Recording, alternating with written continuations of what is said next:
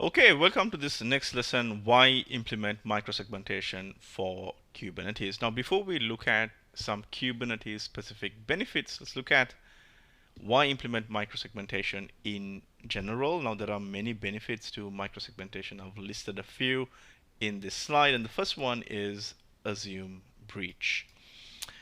Now, as you implement security controls for your environments, it's important to embrace an assume breach mindset. And what this does is it helps you prioritize the type of controls you must have for your environment. So as you, let's say, think about a malicious actor having infiltrated your network, what are some of the controls that come to mind? What do you wish you had in the event that took place? And one of the first controls that come to mind is microsegmentation, because what that does is it ensures that the threat is contained to the infected workloads. It also ensures that the threat actor is not able to laterally move across your network. Okay. Now, microsegmentation also prevents the threat from occurring in the first place because you have security at a workload level. However, in the event it does take place, it limits the blast radius, right? So it's one of the first controls that come to mind as you think about or as you embrace and assume breach mindset. Okay. Now, it is also crucial for a zero trust architecture, which stipulates that trust should never be assumed. It should be explicitly granted. If you typically look at workloads in your environment, it has access to other workloads simply by virtue of being in a certain segment of the environment. So if you deploy applications to your production network, it has access to all of the apps and workloads in that network segment because it's simply there. That should never be the case. You have to always grant privileges and never assume trust just by virtue of a workload being in the network. Okay. Now, it also provides defense in depth. Organizations typically have some form of perimeter control. Maybe it's a perimeter firewall, a web application firewall, maybe some type of proxying solution. But if your perimeter were to be breached, a malicious actor would have unhindered access to the rest of the network, right? So you want to layer your defenses, and microsegmentation applies at a workload level and thereby provides the most granular control or defense that you could have in your network. Okay. It also reduces the attack surface. Now, the attack surface is all your exposed workloads, right? That is what makes up the attack surface. The more workloads you have that are exposed, the more chances that someone would be able to obtain access to those workloads. Now, when you implement microsegmentation at a workload level, essentially creating a micro perimeter around that workload, you effectively reduce your organization's attack surface. So just by implementing this one control, you've drastically reduced the chances that those workloads or workloads in your environment could get infected, or your environment as a whole, the chances of it being infiltrated. Okay. It also helps you meet compliance requirements. If you are in the financial services space where you have to comply with PCI, you could easily ensure that you conform to that by isolating workloads, let's say PCI workloads from non-PCI workloads, right? And similarly, if you're in the health space where you're processing personally identifiable information, you want to ensure that those workloads are protected, and you want to be able to demonstrate those controls, and microsegmentation helps you do that. It also helps with threat detection and response. And an example for this is once you have microsegmentation implemented, if a workload tries to communicate with something that it is not supposed to, or communicate using a port that it's not supposed to, or even receives traffic from either a user or another workload where it was not supposed to, you can get alerted, right? That is malicious or abnormal behavior. So it just by having those defenses, you enhance your threat detection capabilities. But not just that, you also improve your response capabilities because you have the controls in place to take remedial measures to contain the threat. If you suspect that your environment is infiltrated, you could implement a policy that simply quarantines those workloads, right? You already have the mechanisms and the tools and the controls in place. It is simply a step that needs to be taken to respond to a threat. It's not like you have to come up with something on the fly. Okay. All right. So these are some of the generic benefits of micro segmentation and why you should consider microsegmentation. Next up, let's look at some Kubernetes-specific benefits of microsegmentation. All right, so let's continue to look at why you must implement microsegmentation for Kubernetes. Now, Kubernetes is a flat network, or the cluster rather deploys a flat network where any pod can talk to any other pod in the cluster. And this is kind of mandated by the Kubernetes networking model. It keeps networking very simple. But what this means is you can't leverage the network to enforce some form of segmentation. All right. So essentially, this is a flat network. Now, pods are also highly dynamic and ephemeral workloads. This is the nature of containers. Unlike traditional either bare metal or VM workloads, containers, they are spun up. They can be spun down, depending on demand. So they are dynamic and ephemeral. Okay, and IP addresses are not predictable, right? You don't control what IP a container gets. You specify a CIDR block, and any container can get pretty much any IP from that CIDR block. Okay, and what this also means is a malicious actor could spin up a container, engage in their activities, and spin that container down. So just because you go into an environment doesn't mean that you're going to find the workload that engaged in that activity that you're trying to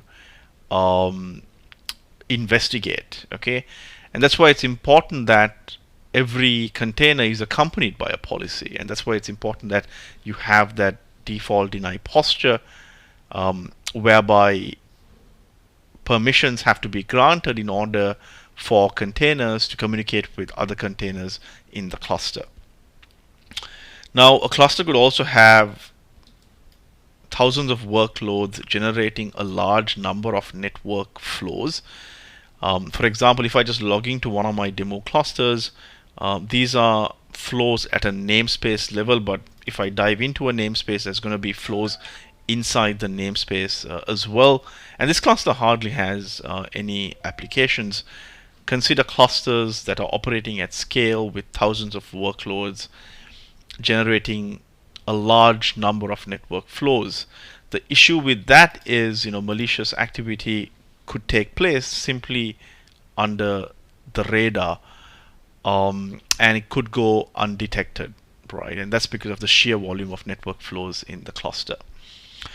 A cluster could also have workloads from many different vendors and third-party vendors. Remember, the cluster is not just your applications, it's also the control plane components, the platform components that you've deployed to monitor the cluster. There are many open source projects that platform teams leverage, for Kubernetes.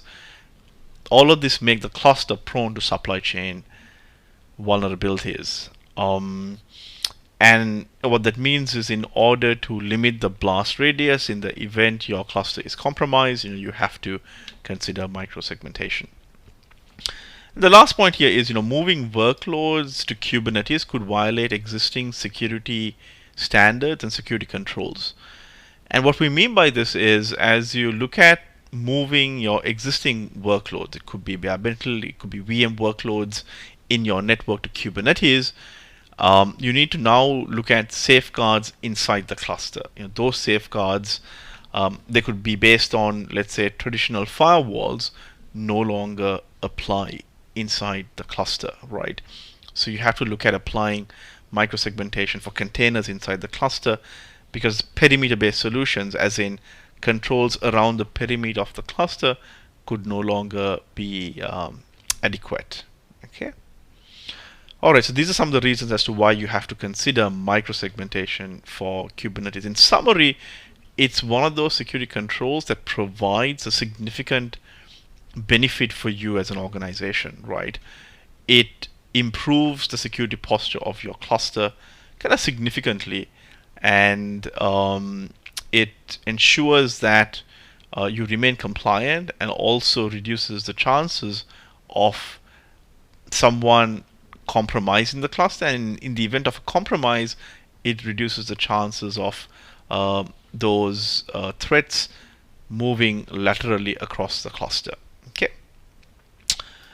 All right. Now, finally, we're gonna look at some other organizational benefits of microsegmentation. These are not necessarily kind of the technical benefits of it, but organizationally, it forces security governance.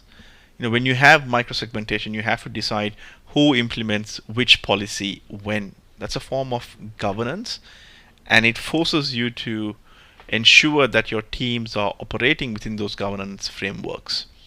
It fosters collaboration and delegation of security controls. When you look at microsegmentation for Kubernetes, and we will look at this when we look at the policy model as well, is that you can delegate the creation of policies to different teams in the organization, right?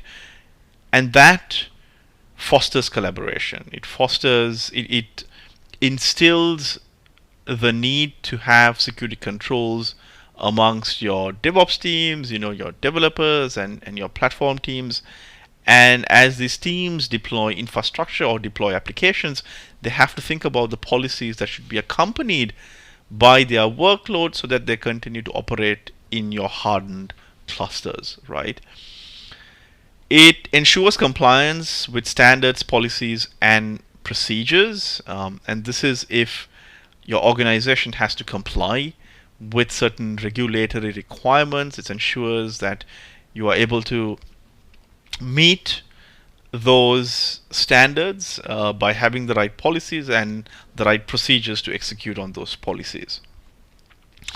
And organization-wide, microsegmentation helps develop a common understanding of the behavior of your workloads. I mean, many times as we kind of go into customer environments and work on microsegmentation, that is the first time some users have even attempted to understand the behavior of the workloads in the cluster, right?